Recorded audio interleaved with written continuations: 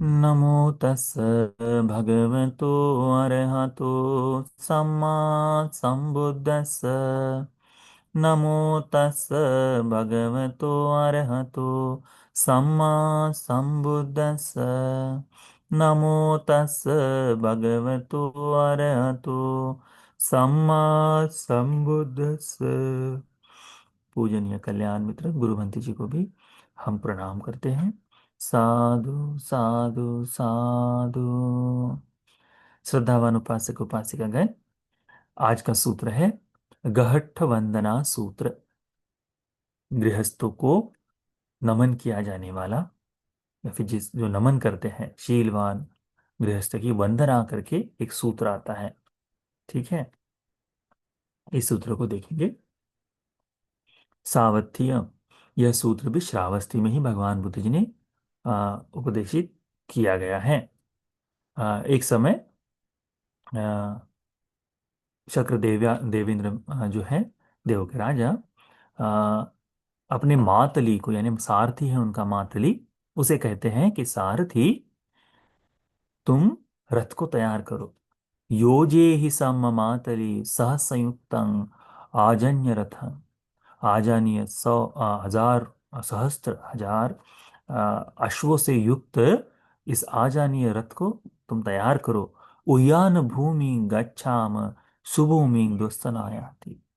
मैं उद्यान में जाना चाहता हूँ, सुंदर भूमि पर दर्शन के लिए जाना चाहता हूँ करके। तो महातली जो है उनके सारथी, वो कहते जी शक्र देवेंद्र, मैं तैयार करता हूँ। और जाकर उन्होंने उस संपूर्ण अश्व को तैयार किया और फिर जाकर बताया कि देवेंद्र, रथ तैयार है। यस्सदानी कालं मन्यसी थी। जैसा आप समय उचित समय समझो, आप उस तरह से काम करो करके।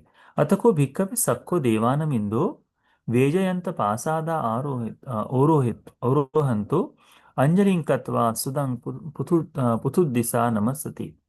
तब शक्र देवेंद्र जो है, वैजंतीय प्रासाद यानी उनका जो महाल है, जो विशाल ऐसा दिव्य विमान है, उस विमान से उतरते हुए उन्होंने दक्षिण यानी पृथ्वी की दिशा में पुथु दिशा नमस्सति, पृथ्वी दिशा की ओर नमस्कार किया। ठीक है, नमन किया।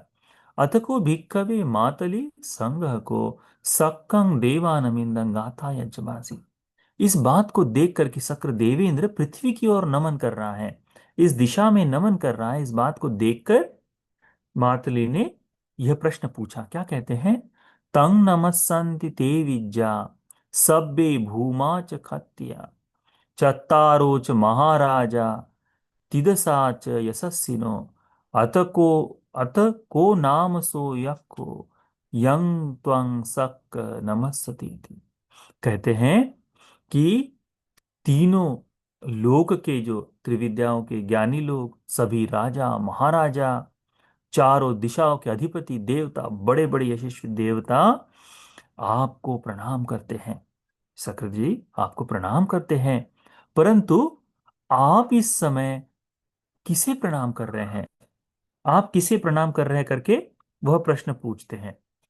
तो भगवान तब जो शक्र देवेंद्र है, देवेंद्र मातली को ये उपदेश करते, कहते हैं मंग नमस्सन्ति ते विज्जा सब्बे भूमा च खात्या चत्तारो च महाराजा तदसा च यशस्विनो। ये सही है कि जिन जिन लोगों को विद्यावान लोग जो हैं, जो भूमट्ठा लोग के जो राजा महाराजा है, क्षत्रिय है, ये चारों दिशाओं के अधिपति देवता, ये सभी देवता मुझे नमन करते हैं, ये सत्य है। परंतु अहं च शील संपन्ने चिरत्त समाहिते चिररत्त समाहिते सम्मा पब्बजिते वंदे ब्रह्मचर्य परायणे।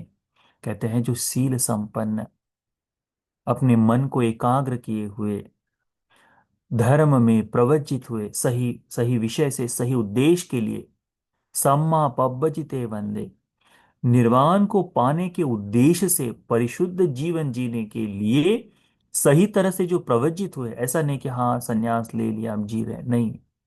संन्यास का एक उद्देश्य होता है, एक दिशा होती है, उस दिशा को ले जाने वाले जो भिक्षु लोग हैं, जो ब्रह्मचर्य का संपूर्ण धर्म का पालन करते हुए जी रहे हैं, उन्हें नमन करता हूं करके। फिर कहते हैं, ये गहठा पुण्य करा। ये जो गृहस्थ लोग हैं, जो पुण्य का संचय कर रहे हैं। अब गृहस्थ लोग कौन है? जो त्रिसरण को धारण किए हुए हैं, जो पंचशील का पालन करते हैं, जो उपोषद के दिन में अष्टशील का पालन करते हैं, उनके बारे में शक्र देवेंद्र कह रहे हैं, ये गहठा पुण्य करा शीलवंतो उपासका। ये शीलवान उपासक हैं जो है, उनको यह धम्मेन दारंग पोषयन्ति। धर्म से अर्जित धन के संचय से पत्नी पुत्र का भरण पोषण किया जा रहा है। कौन से धन से? धर्म से अर्जित, चोरी के धन से नहीं, दूसरों का छलावा करते हुए नहीं। सम्मा आजीविका करके एक अष्टांग मार्ग में एक धर्म है, सम्मा आजीविका। सम्यक आजीविका से अर्जित धन का इस्तेमाल परिवार के लिए, दान के लिए, परिवार के लिए इस्तेमाल करते हैं। ऐसे जो व्यक्ति, जो उपासक कर रहा है, ते नमस्सामि मातली, ते मातली, मैं उन्हें नमन कर रहा हूं करके, मैं उन्हें नमन कर रहा हूं। तो श्रद्धावान उपासक उपासिकागण शक्र देवेंद्र किन्हें नमन करते हैं? शील संपन्न उपासक उपासिका को। जब भी बाहर जाते हैं तो उस समय इस तरह का एक भाव देखने को मिलता है। क्यों? ये जो मनुष्य लोक है, शक्र देवेंद्र इसी मनुष्य लोक में ही पुण्य का संचय करके 7 आर्य व्रतों का पालन करते हुए शक्र देवेंद्र बने हैं। तो ये भूमि वो भाव रखती है कि यहां से कोई पुण्य का संचय कर वहां जा सकता है।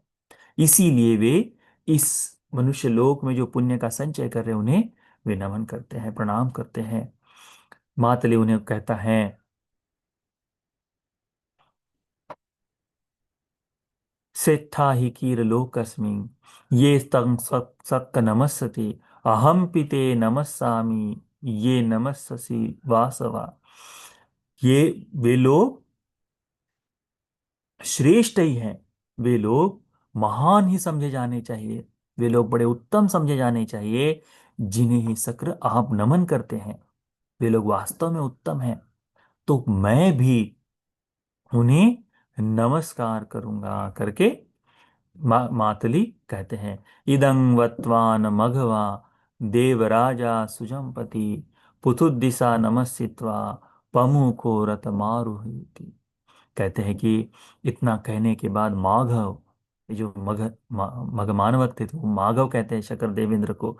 माघव, ये देवराजा सुजमपति, आ, सुजमपति का नाम है उनका, वह पृथ्वी की ओर नमन करने के पश्चात रथ पर चढ़कर अपने कार्य के लिए चल पड़े।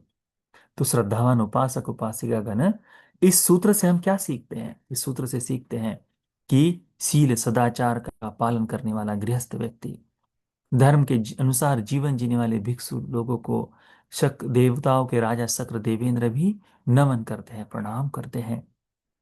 आज भी इस लोक में यदि कोई धर्म का पालन कर रहा है, तो वह इनके कारण इनकी ओर से वह वंदना का पात्र बनता है, वह वंदनीय है करके।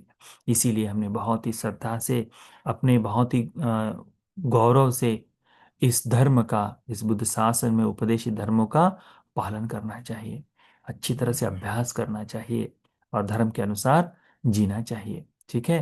तो यह गृहस्थों को नमन करने वाला जो सूत्र है, यह सूत्र का उपदेश आप सभी को शील संपन्न बनने के लिए, धर्म की साधना को करने वाला बनने के लिए, पुण्य का संचय करने वाला बनने के लिए, निर्वाण के पथ पर अग्रसर होने वाला बनने के लिए यह पुण्य उपकारी हो जाए। साधु साधु साधु।